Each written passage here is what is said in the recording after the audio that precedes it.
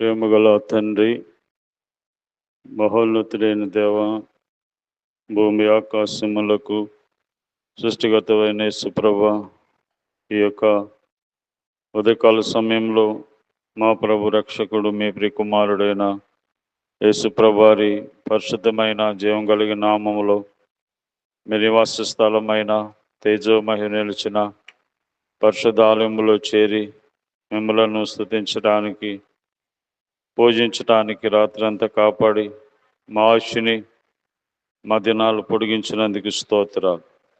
మరోసారి ఈ స్థలాన్ని మమ్మలను యేసుప్రభువారి రక్తము ద్వారా శుద్ధీకరించి పవిత్రపరచండి నాయన. మరి ఉదయకాల సమయంలో మాకు కావలసిన మీ జీవం కలిగిన సంతోషకరమైన సమాధానకరమైన నీ మాటలను మాకు ప్రసాదించమని యేసుప్రభు నామములో ప్రార్థిస్తున్నాం తండ్రి, ఆమేన్.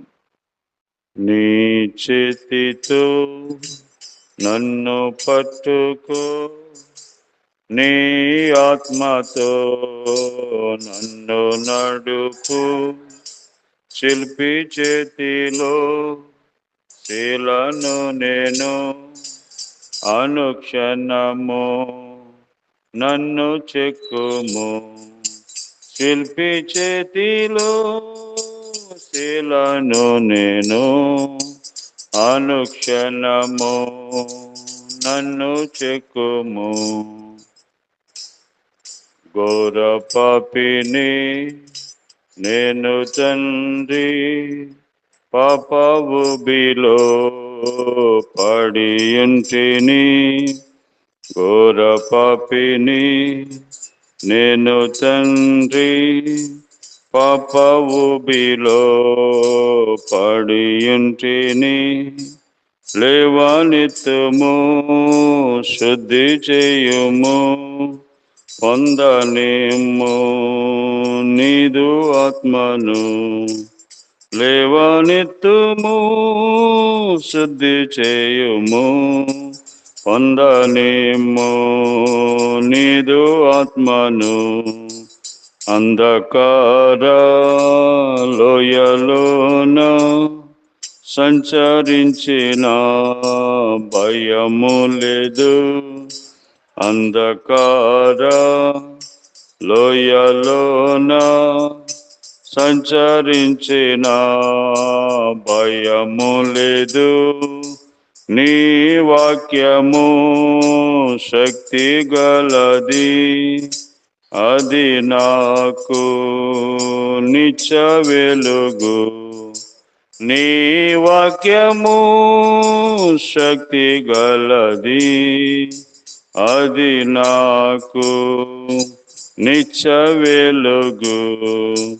నీ చేతితో నన్ను పట్టుకో, నీ ఆత్మతో నన్ను నడుపు, శిల్పి చేతిలో శీలను నేను, అనుక్షణము నన్ను చెక్కుము, శిల్పి చేతిలో శీలను నేను, అనుక్షణము నన్ను చెక్కుము.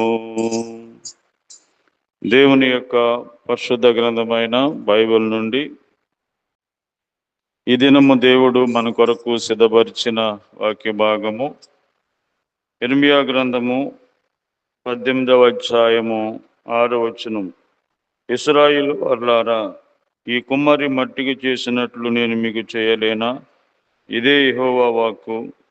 జిగటమన్ను కుమ్మరి చేతిలో ఉన్నట్టుగా ఇశ్రాయేలు వారలారా, మీరు నా చేతిలో ఉన్నారు, మీరు నా చేతిలో ఉన్నారు.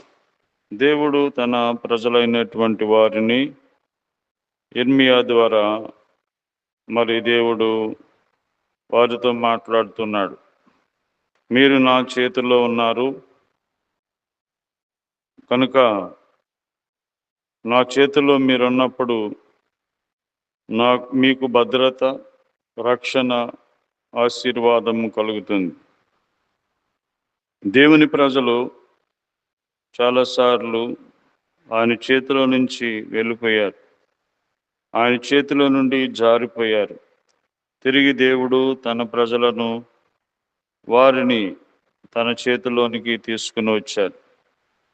కాబట్టి మనము దేవుని చేతుల్లో ఉంటే మనకేమి జరుగుతుంది అని మనము ఆలోచిస్తే, కీర్తనల గ్రంథము 16వ అధ్యాయము 11వ వచనములో దేవుని చేతిలో ఎవరైతే ఉంటారో వారు ఎలాగుంటారు?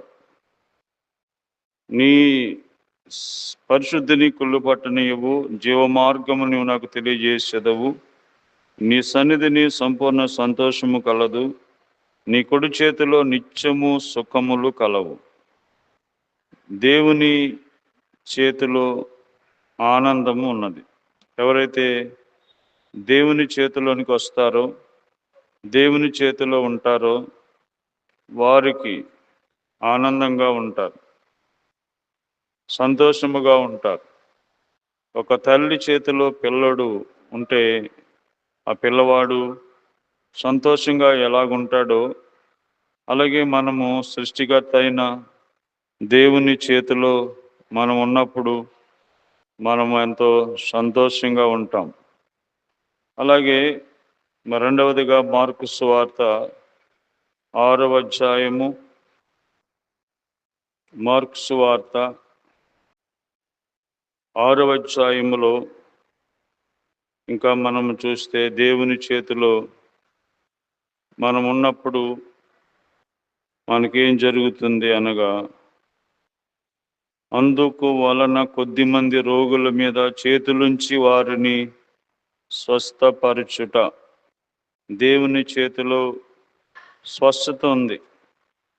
కాబట్టి ఎవరైతే దేవుని చేతుల్లోకి వస్తారో వారు స్వస్థపరచబడతారు.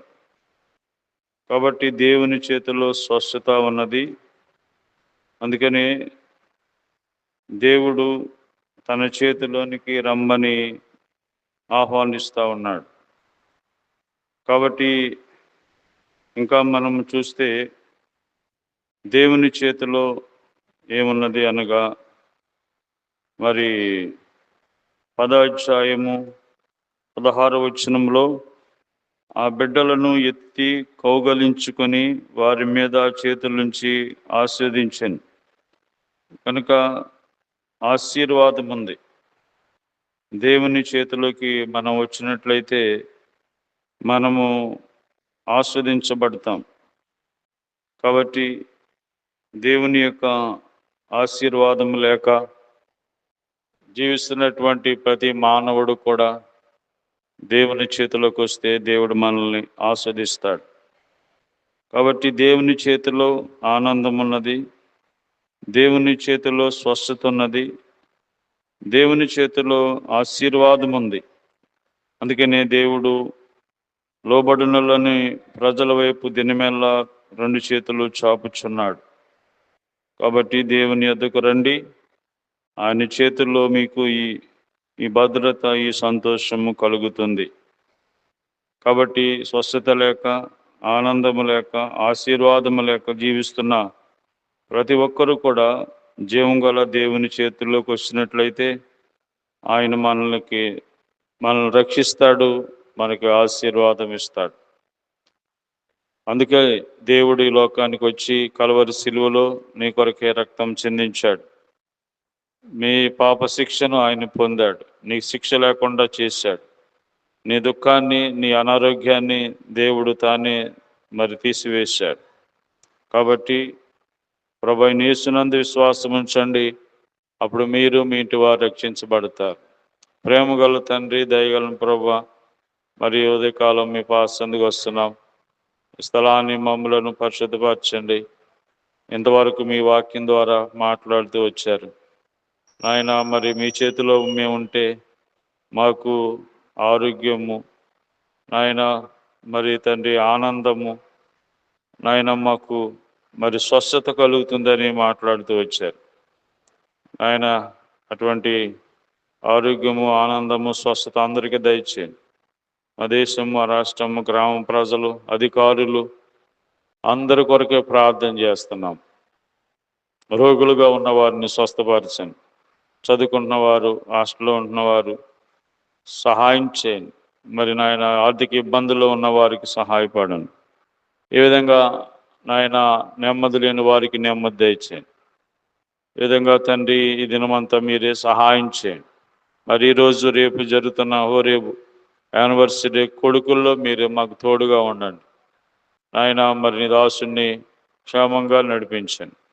ఈ విధంగా మరి ప్రతి పనిలో కూడా మీరు తోడుగా ఉండమని నాయన ప్రతి సంవత్సరము మరి ఏ విధంగా మీరు అద్భుతమైన కార్యాలు చేస్తున్నారు, ఈ సంవత్సరం కూడా నీ కార్యం జరిగించమని ఈ కొడుకుల ద్వారా అనేక మంది తెలుసుకోవడానికి, మిమ్మల్ని రక్షించబడిన వారు బలపరచబడటానికి, రక్షణ లేని వారు రక్షణ పొందడానికి సహాయం చేయమని యేసు ప్రభు నామములో ప్రార్థిస్తున్నాం తండ్రి. ఆమేన్. తండ్రి అయిన దేవుని ప్రేమ, ప్రభువైన యేసుక్రీస్తు వారి కృప, పరిశుద్ధాత్మ సహవాసం ఈ రోజంతా మనకి తోడయుండి కాపాడును గాక. ఆమేన్.